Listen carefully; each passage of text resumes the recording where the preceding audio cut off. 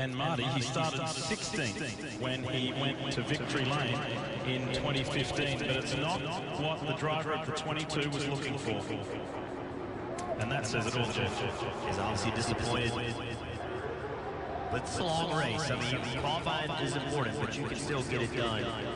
If you have the speed, it's hard. You got to have the right strategy. The wrong strategy will take a fast car and run it right out of contention.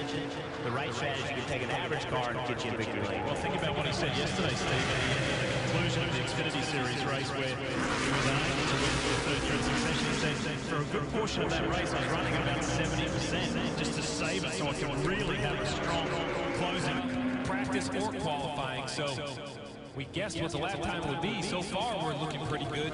You guessed? Yeah, I guessed. You were right on it. Right there in second is where I guessed. That is a huge, think about that. That is 0.7 of a second faster than he went in the first round. So he definitely had, well, we talked about aggression. We talked about how hard you push the braking zones. That tells me you can talk about tires and warm tires and all this technical stuff all you want, but the simple fact is to go 0.7 of a second faster, you're driving into every corner deeper, you're picking up the gas sooner, you're just pushing the car harder. There isn't that much grip that magically appears. So what about this? Talking with the JGR guys this morning, and Wally Brown, the director of competition, said, you know what, after yesterday's Xfinity race, we went through the data just to look at all the cars, the Toyota cars, just trying to work out how Kyle was able to mount that kind of comeback. And he said, we couldn't find why he was so fast. That's because what they were looking for was down on the bus lot. His name's Kyle Busch. And, you know, that's what I love about NASCAR. It is a technical sport. And we talked about aerodynamics. We talked about all this stuff. I worked for 20 years trying to build fast race cars. But in the end, it comes down to people. People who work on the cars, people that change the tires, and people behind the steering wheel. And that's what makes sports wonderful. Live sports is real reality television.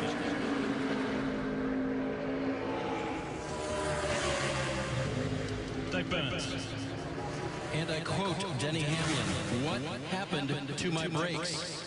There he sits, his car back on pit road now, but he told his crew chief, Wheels, I had to pump it 6 or 7 times just to get the pedal. This was on his coming to the green lap. And then when he held it, he said, if I hold it for 3 seconds, then it goes away. Wheels told him we have no fluid down here in the pit box, so they're diagnosing the problem now, but it's a brake situation right now, if you will, for Denny Hamlin.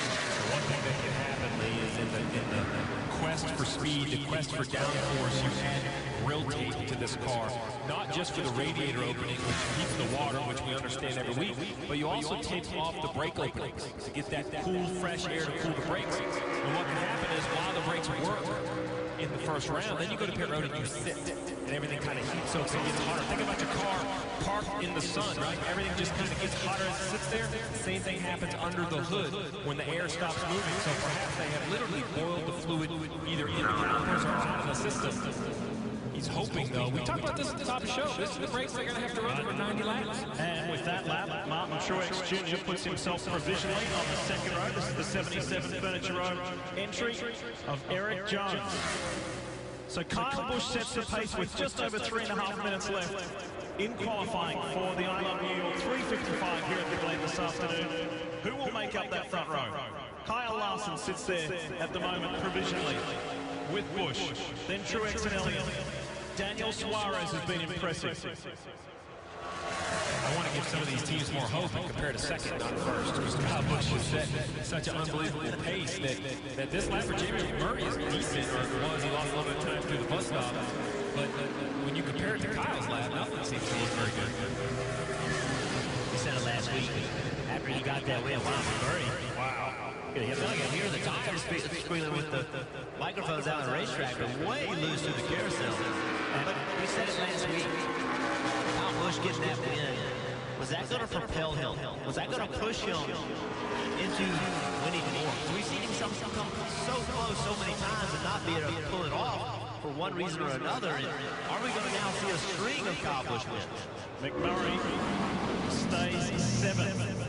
Now Clint Boyer, AJ Allmendinger, they're out. We saw Boyer just take evasive action and leave the track clear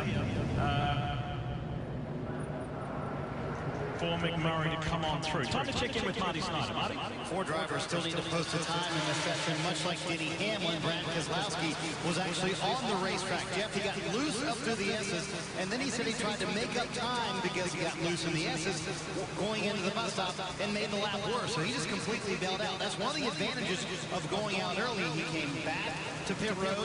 They've cooled down the engine, so he's going to have time to make another lap. But sometimes when you make a mistake in road course racing, you can compound it, Jeff, by trying to make up for it later. Yeah, you can. As a driver, you're not left much alternative, though. If you missed a corner, it multiplies. If you miss one corner, it seems to miss the next corner, especially on the series of corners. But if you mess this corner up the long carousel, look how far it goes. You have this long straightaway. The corner lasts forever, long straightaway after it. So if you have a bad carousel, it destroys speed all the way down the straightaway. I was chatting with Marcus Ambrose earlier this week, the two-time Cup winner, four-time Xfinity Series winner here at the Glen. And Jeff, to your point, sit in that carousel. If you miss it early by a little bit, coming out of the corner, you've missed it by a lot. Yeah, the problem multiplies. The lap time just continues to fall. I wish I knew how to talk to you about this, because I asked him all kinds of questions when I was a crew chief, and he wouldn't tell me anything. Because you were on position. Good luck from the Dinger. AJ Allmendinger with 1 minute left in qualifying. Can anybody even get remotely close to Kyle Busch's incredible lap time of a 69.49? But as you see Keselowski on the track, Danny Hamlin on the bottom left of your screen in the rundown, there's no time next to his name, and we won't see one. Danny has climbed out of the number 11 Toyota. We hear that they've requested an official to come look to probably help diagnose the brake issue, so Danny Hamlin won't make a lap here in the final round of qualifying. And the reason the official has to come, remember, this is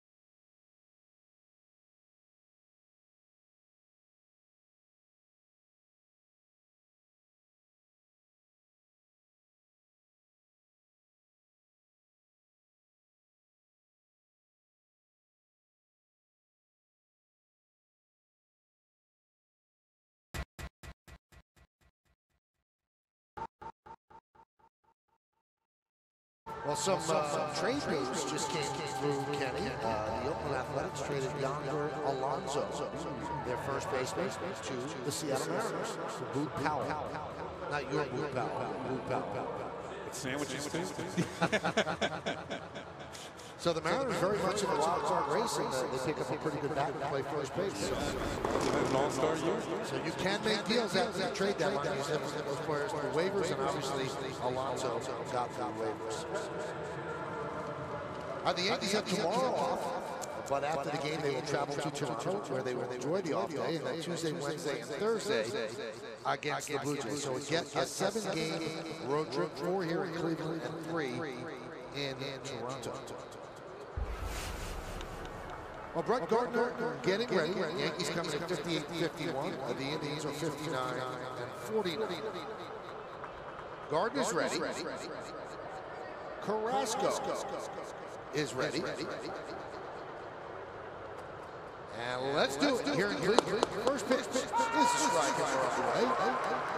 John Tumpane, the home plate umpire. Sean Barber at first, the crew chief Ted Barrett at second, and Angel Hernandez is over.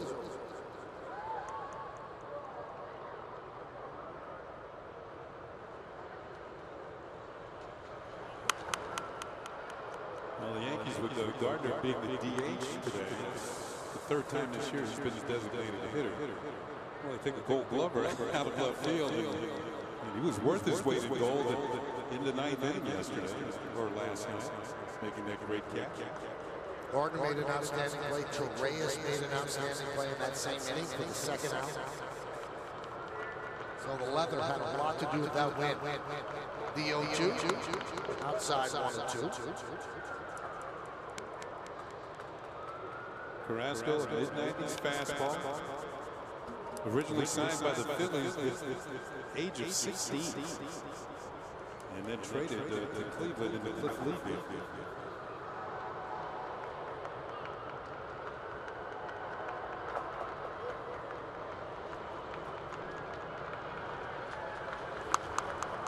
You know, you think about it, when you see a lot of these players are signed at such a young age. Out of the Caribbean countries, or he's from Venezuela, so South America.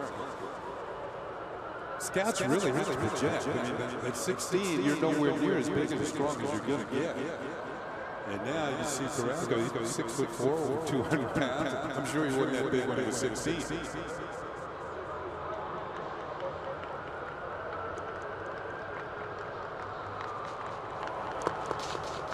2-2. So the amateur scouts, and that kind of belies the fact of how many players they actually signed and how many actually make it to the major leagues. Tough break for the Indians last year with Carrasco, no pun intended. He fractured a bone in his right hand in September. He missed the entire postseason. That was a big arm that they could have used. They still got to the 9th inning. Extra game 7 of the World Series.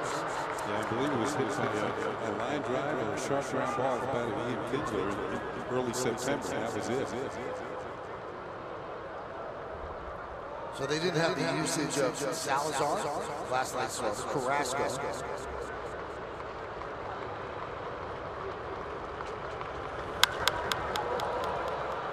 Popped up, shallow center. Lindor makes the play. 1 away. Let's look at the game time weather presented by City MD. Feeling under the weather? Just walk into City MD Urgent Care. 76 degrees. Humidity is 62%. Not much wind. It's partly cloudy. Lights are on. Here at Progressive Field, used to be called the Jake. Progressive Insurance. Purchased the naming rights. Here's Clint Frazier. Did not play last night. The Yankees 2-1 victory. A little bit of a slump, 4 for 27. And can you always see that when kids first come up? If they burst upon the scene, there are people that are studying videotape to find that flaw, to find what they feel might be the weakness. Maybe they've done that with Frazier. Now he has to adjust. It's always like that. That's true, and Major League pitchers are more adept at getting to those flaws. You have not only the scouts who are at the games watching, the advanced scouts, but you mentioned the video. There's video of everybody. The same thing applies in other sports. My cousins told me the first 10 games of your NBA career, very important. Everybody figures out what you can and can't do. And they try to go at you and get better. And for those new to our broadcast, Kenny discussing is Doc Rivers, the coach of the LA Lakers.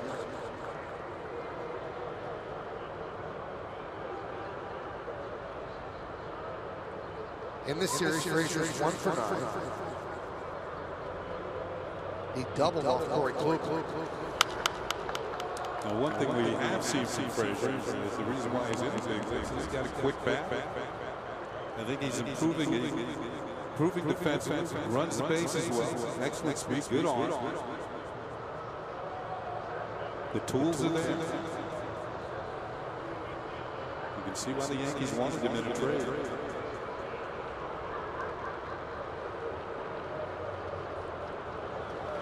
Swing and miss. Frazier down the stretch. Good slider by Carrasco. Man, that great. Down and away. Sometimes with these type of pitches, the best you can hope to do is just foul them off.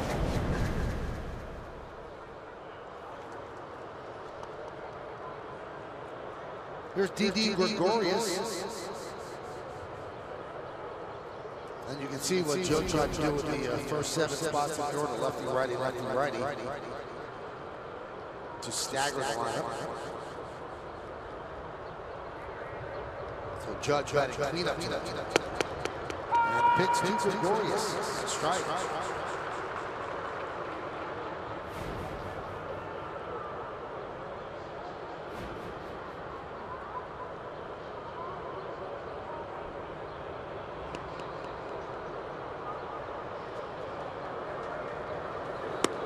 He's had a good series. 4 hits, 12 at-bats.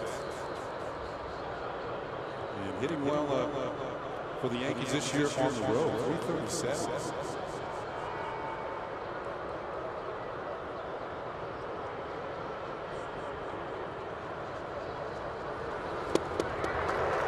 One and two. Took a little off the break. Carrasco has weapons. Good pitcher, as Michael told you.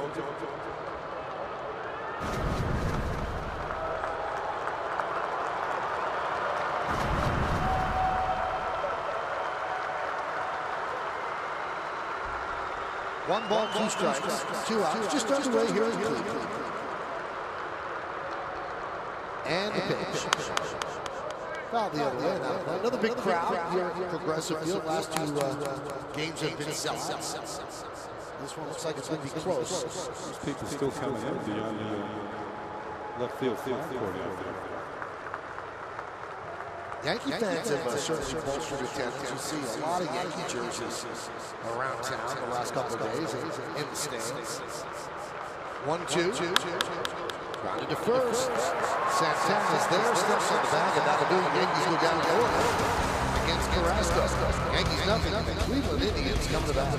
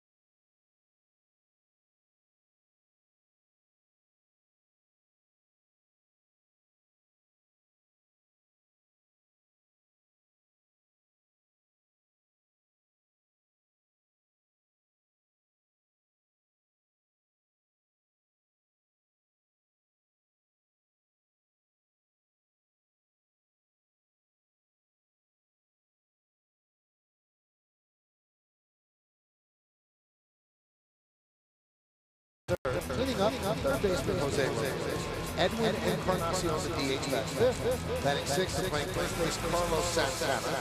Bradley Zimmer in center field will bat seventh. The number 8 hitter called up yesterday, right fielder Abraham Almonte, and Roberto Perez will catch. And he's going to bat ninth.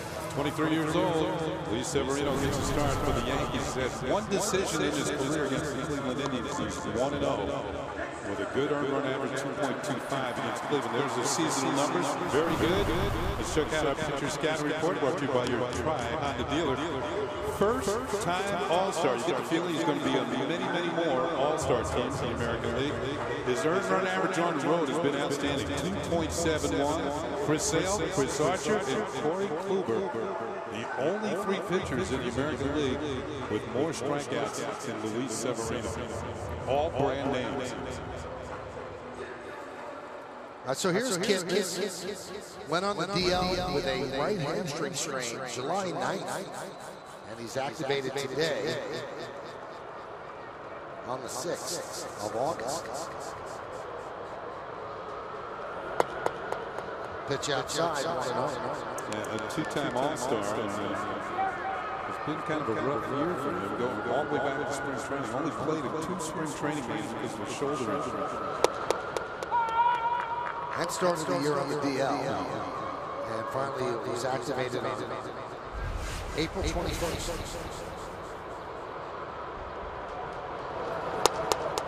So this is just his 67th game of the year. He's been a staple here in Cleveland the last few years. Very solid play.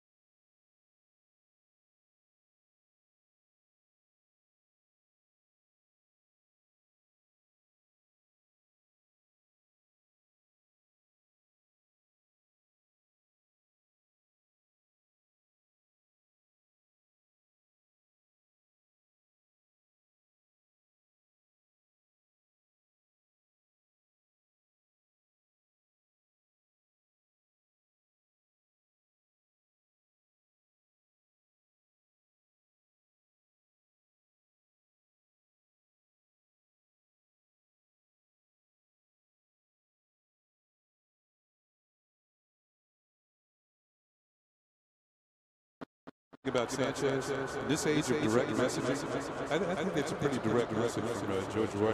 He said you got to improve. Simple.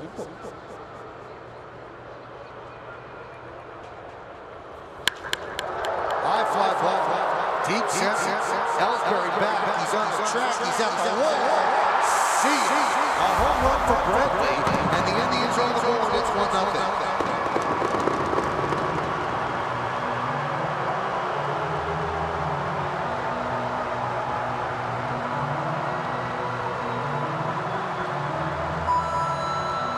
Bradley's had a good series. That's his 5th hit in this series. He's now 5 for 12. Only his 9th home run of the year, but lately he's been swinging the home run back. He's got 4 home runs in the last 12 games now. Ellsbury thought he had a shot at it. Just got over the wall for a 1-0 lead. There's a strike to Jose Ramirez.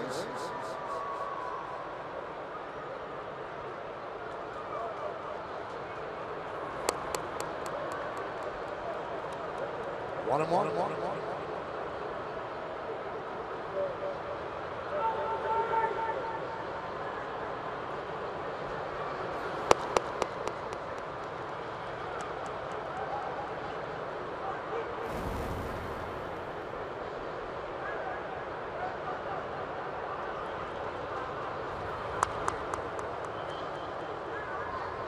2-2 on Ramirez.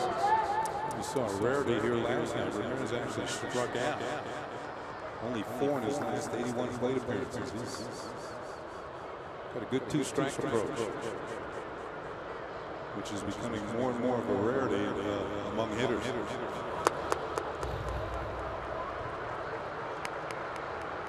And that approach would be maybe cut down on your swing a little bit, try and hit the ball through the middle, opposite field, put the ball in play.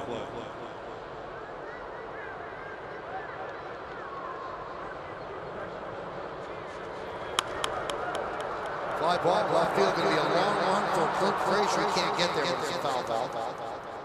And once again, Severino went to the changeup. 3-2.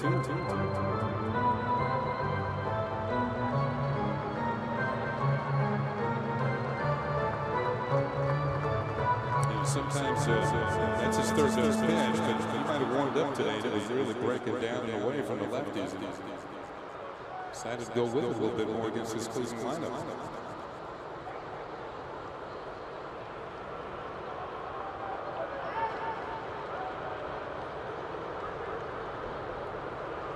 And the pitch, swing and a miss. So Severino on a change strikes out Ramirez, strikes out 3. But the only blip on the screen was his home run off the bat of Bradley, his 9th home run of the year, just on a leaping try belt. 1-0 Indians.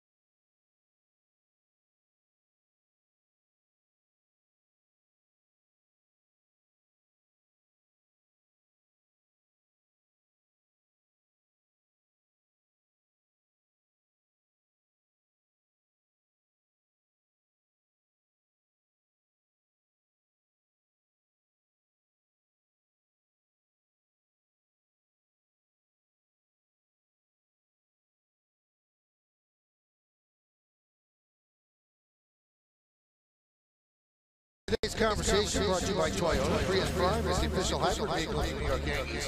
Which team is the best starting rotation in the American League right now? Sports fan Chris says the Yankees. They can run 6 deep with Severino, CC, Gray, Garcia, Tanaka, Montgomery. That can be helpful down the stretch. Follow the S Network and tweet us your responses using hashtag Yankees Prius Prime to keep the conversation going. Yankees down 1-0. Aaron Judge will lead off here in the seventh. Judge 4 hits in his last 25.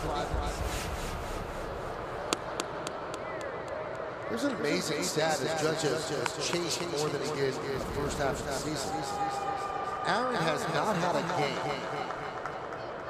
where he has not struck out at least once since July 7th at home against Milwaukee.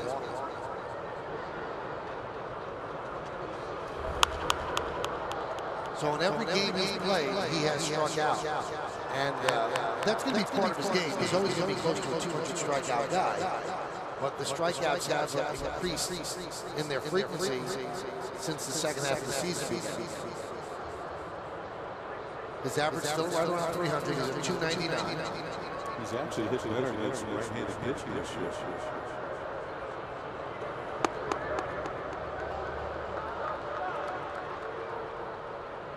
2-1 on Judge. Judge heavy. Todd Frazier here in second.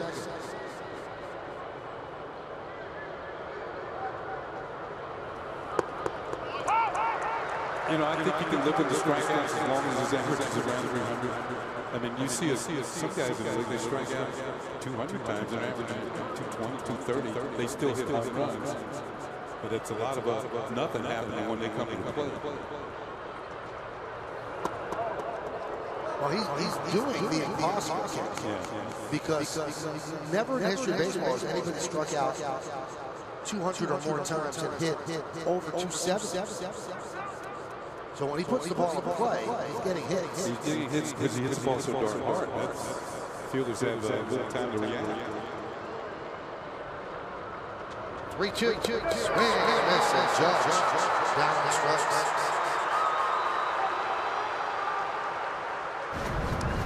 Carrasco with a good off-speed breaking ball. Down and away.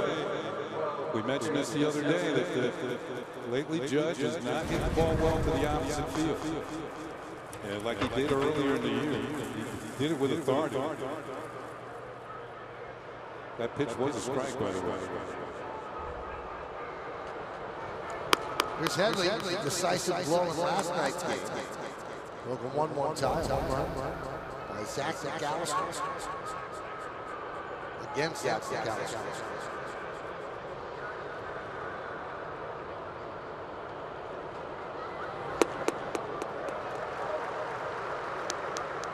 In Meredith Marakovitz's pregame report, you heard her say that since early June, Headley's hitting like 324. Since early June, Jose Altuve's hitting 402. That's like 2 months. How about this split, Kenny? In his first 51 games of the year, Headley hit 225. In the 50 games since, he's hitting 324.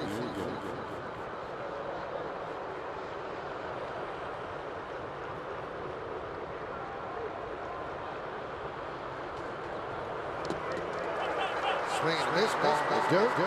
Perez will tag out Headley. Third strikeout for Carrasco. All 3 strikeouts on breaking pitches. Right over the top. Left-hand hitters want to be quick on that pitch down and in. Carrasco made it look like a strike, but it really wasn't. Here's Todd Frazier. Hitting 196 with the Yankees. He has 2 homers and 5 runs. Ball fouled away. 3 hits in his last 26 at bats. He had 2 hits in Friday's game. Has good numbers against Carrasco, though. 8 for 21. 5 extra base hits, 6 ribbies. He's hitting 381 against the Indians right-handed.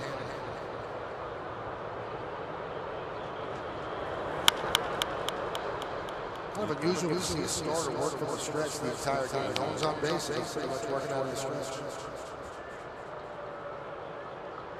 Well, a lot of pitchers will tell you, and pitching coaches will also say the same thing. A lot less complicated. You don't have to worry about the wind-up. You can minimize all the moving parts before you deliver the baseball. Maybe more consistency within the strike zone.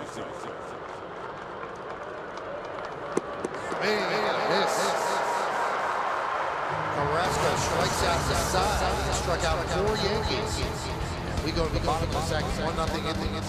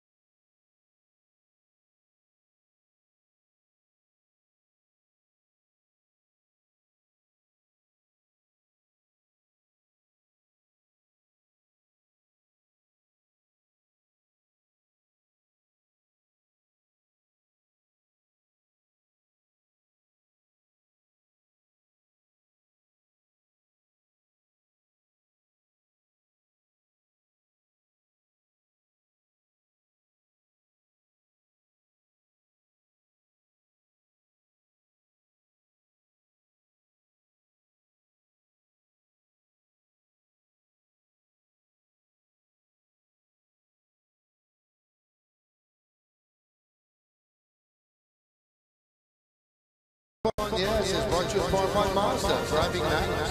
By City MD, when you need a doctor, just walk into City MD Urgent Care. And buy your Tri-Honda dealers. Hurry your local Tri-Honda dealer for great deals on the 2017 models. So Luis Severino struck out 3 in the first inning, but also allowed a home run to Michael Brantley. Carrasco struck out 4 over 2 innings.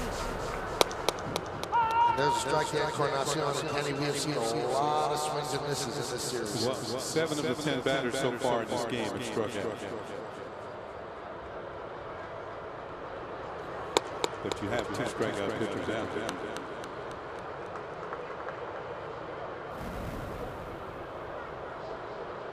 Well, this is the game now in 2017. There's really no 2-strike approach anymore. Another strikeout as Encarnacion tips it into the glove of Roma. Well, he's not thinking much about going back to the middle.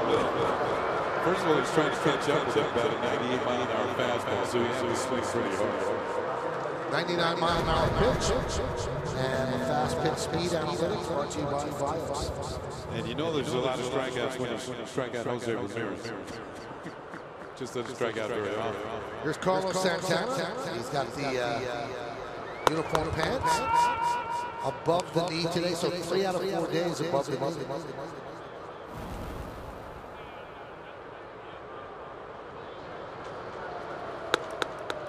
Last night, speaking of strikeouts, Santana struck out against Chapman to end the game, but that was a classic at bat. And I believe Romine called the right pitch, slide over the outside corner, backdoored it, because Santana had some great swings and fastballs during that at bat. The 0-2 missed outside. That game, to me, we're going to take a look at that last pitch. Now, remember, he's been up there for a while. He's fouled off a lot of fastballs with good swings, and they go to the slider, backdoor to Angel Hernandez with the ball. Another strikeout. This one on an off-speed pitch. 5 out, 5 strikeouts for Severino. That game last night, to me, Michael, had a playoff feel to it. 2 very good teams It might be, as you said, the opening game of this might be a playoff preview.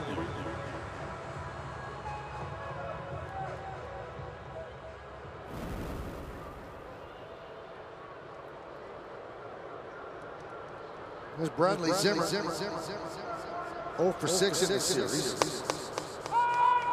And the rookie takes a strike.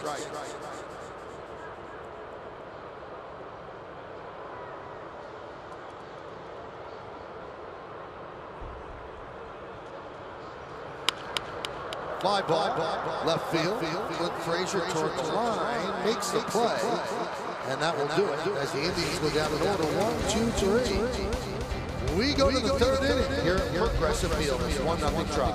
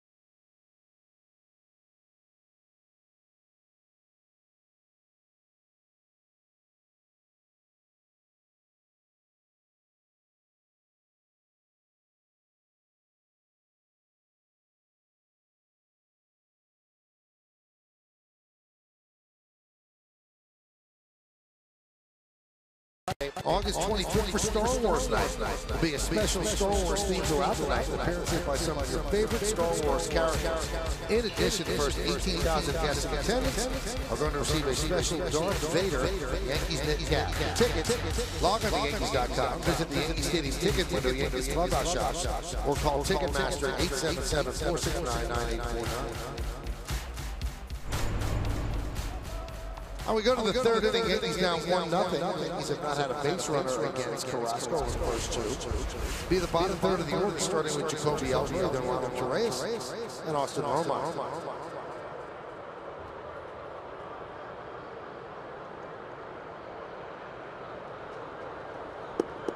And a strike. Jacoby Ellsbury in the last 13 games, 3 for 29. One extra base hit, one ribby. That's 103.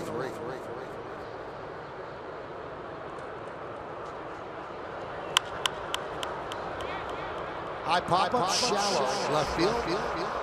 Lindor called off. 5-5. Brantley makes the play. 1 away. You know, you mentioned the three hitters you said, Ellsbury, Torres, and Romine, and all of them in last night's game played a prominent role defensively. They all made some good plays. So Torres in the 9th inning, robbing Encarnacion of a hit on a little bloop to the right. Ellsbury had a diving catch in center. Romine was solid behind the plate all night long. And in the 2-1 or tight ball game, you need to have solid defense. The Yankees got it last night. Torres swings and misses.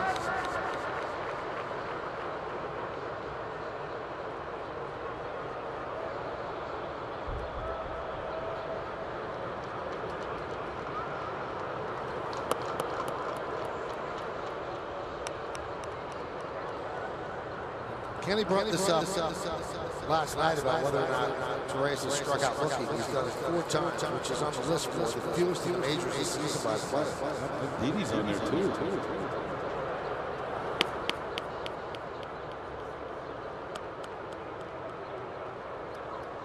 Now these are the players, a lot of them, with the exception, I think Mike Staffis has got 30 home runs almost. These guys put the ball in play early in counts. They make contact.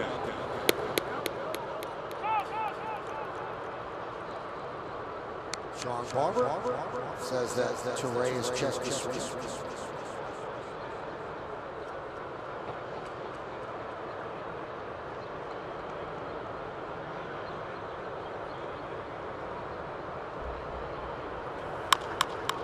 Chopped slowly to third. Ramirez field fires. Got it. Nice play by Ramirez. This guy's having some kind of year. This is a great defensive play. Any third baseman would tell you. That ball stayed down. It didn't really come up for him. That made it even more difficult. And the accurate throw on the run, the stretch by Sam.